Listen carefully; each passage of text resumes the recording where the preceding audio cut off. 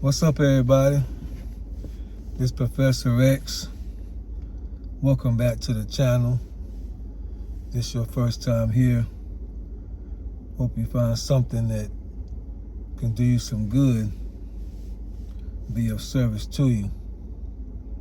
If it's a little bright, I'm just trying out a new light here. When you go to work and it's dark and you get off and it's dark, and I do most of the recording in the car, just gotta try new things, so I'm trying out a light. But I want to talk about 3 things that I learned after a 20-year marriage that ended in divorce. 3 things that I learned. Now, obviously, this list can get pretty big.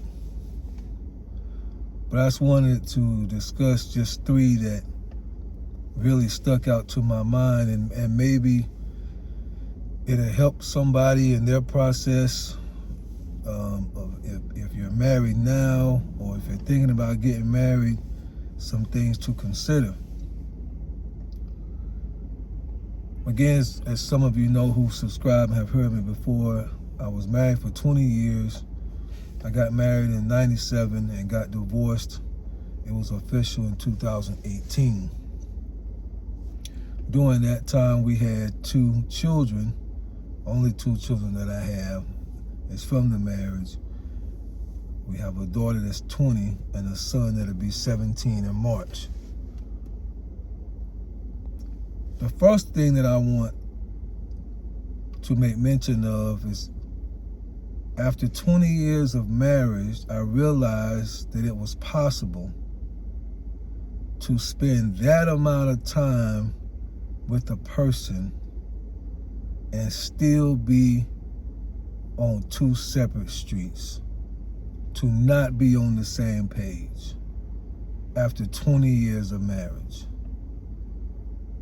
When I really was thinking about that, especially as I was going through the divorce, it really was a daunting feeling, to be honest with you, because depends on which angle you come at it. First of all, you're looking at it with the exception of the children, of course, because a lot of times that is the only positive take that we can get out of these situations, is the fact that we have children that we love to death, and we know that the Almighty wanted them here.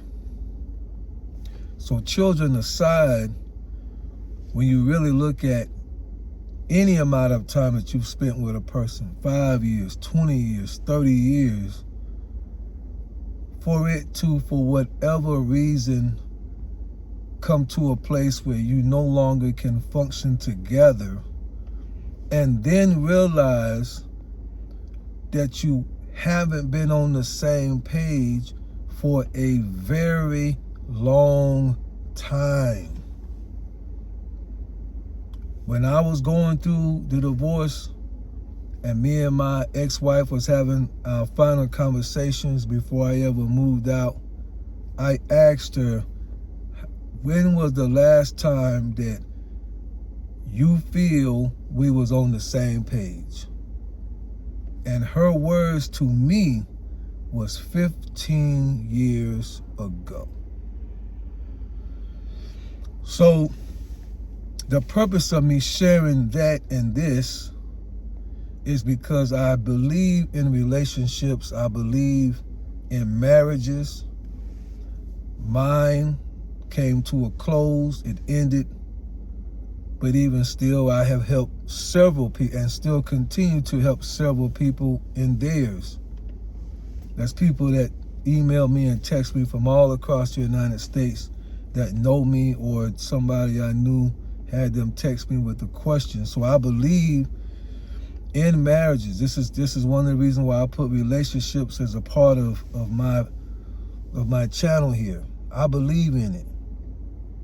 And so I would say to you all who are in marriages now or thinking about getting married, please, please, please, I beg you, I implore you, especially in marriage. Now, you don't want to waste nobody's time dating either, but I really just want to talk to people who are married or really thinking about getting married or thinking about getting divorced. God forbid. To me, it's the worst. It's not what it's chopped up to be. Please, if you're going to be married, find a way early to get and remain on the same page. Because what's going to happen is life is going to kick in shortly after. They say the honeymoon stage lasts about a year, if that. Life is going to kick in. Work becomes normal. Everything is going to fall in place. The wife gets pregnant. Kids show up. Babies show up. Daycare show up. Pampers show up. The rut of life shows up. And if we're not intentional about staying on the same page, we can end up 20 years in and have no idea who the other person is. And quite frankly, don't even like the other person. Think about those of you who have been divorced already. No matter how many years you've been together, when it came time for that closure of the divorce, a lot of you probably have said the same thing. Either he or she don't know me, I don't know them, and in most cases, you can't even stand one another, and it's been that way for a very long time. So that's the first thing that I realized after 20 years of marriage that ended in divorce, that it is possible to spend that amount of time and be nowhere near on the same page. The second thing that I thought about was, this may sound honorable, but let me explain it. Staying together just for the sake of the kids will not work. That's what me and my ex-wife decided to do. And I think that's why she said 15 years, because we knew 5 years into the marriage, it probably needs a lot of help. We did the therapy thing, and we did it a couple of times, and I'm taking full responsibility. The first 1 or 2 times we went, I wasn't that motivated to go, as a downfall of most men, right? A lot of us men don't, especially at those times, we don't want to go sit in front of somebody else and tell our business, hear what somebody else got to say, right? That's a man just like us. So that's a woman that's got her own marriage. So in those days, we really didn't want to go to therapy like that. So the first 1 or 2 times, I wasn't really into it. And then after that, she wasn't really into it.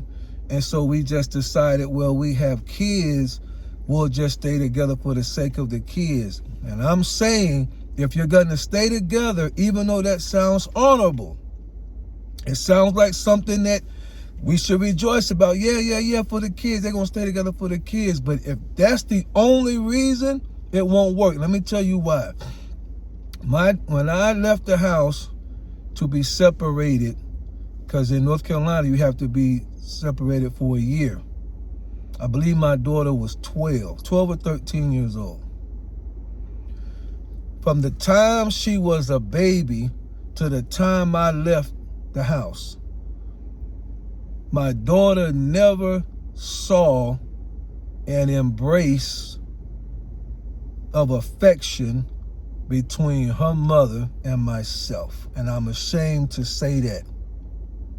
My children grew up, my daughter being the oldest. When I left, my son, I guess, had to be 8 or 9. So my daughter's 12 or 13. Neither of our children, while we were married, saw us be intimate in terms of a hug, a kiss, a touch, and embrace, anything loving.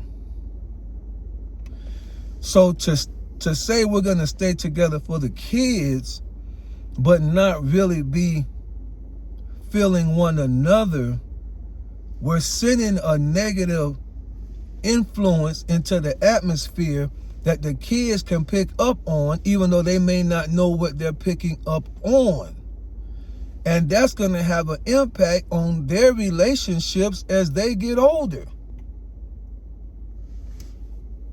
That leads into my, I'm going to add 2 and 3 together. The kids will be affected.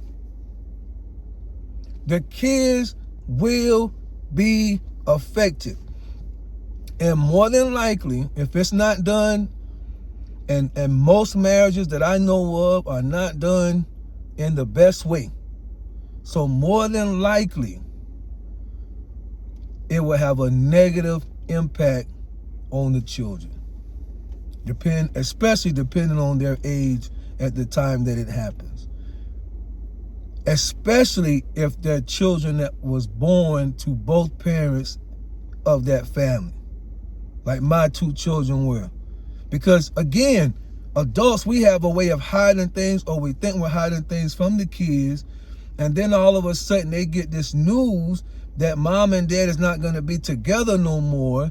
And we, again, who knows the trauma of the mind? And we're not going to change our mind, right? So the kids just have to accept the information, deal with the information, process the information, know that things probably wasn't the best anyway, but they're not thinking divorce. The kids will be affected. So definitely stand together for the sake of the kids. If that's the only reason, that's not an honorable reason, because they're going to pick up on the atmosphere. They're going to pick up mom and dad is not cordial towards one another. They're going to pick up mom doesn't want to be touched by dad. Dad doesn't want to be bothered by mom. They're going to pick up on that. So they're not going to see in their times of youth a healthy relationship where positive affection is going on, positive communication is going on. They're not going to see it, and it's going to have an impact on their relationship as they get older, because now they have to figure out from scratch what it's supposed to be, because they didn't have a positive example when they was children. And if there's one thing that I wish that I could do over, something in that I wish I could change. If I was a genie with a magic wand, I would somehow change that and try to wipe that out of their mind and wipe that out of their youth so that they would not be impacted. But the reality is, the psychology is, they're going to be impacted.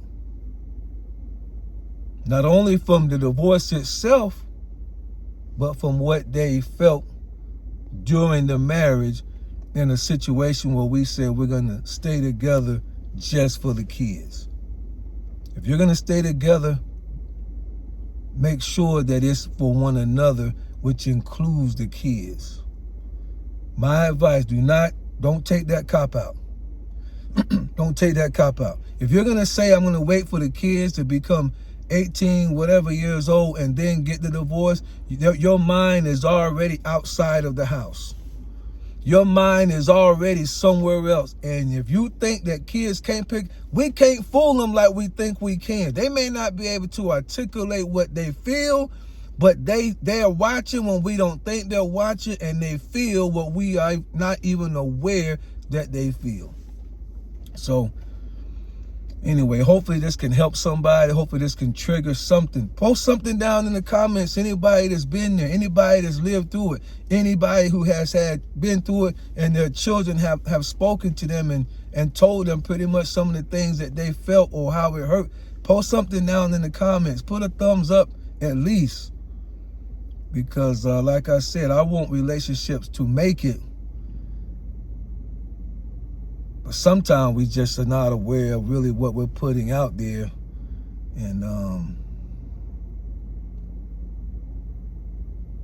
a lot of bad things can be picked up as parents sometimes.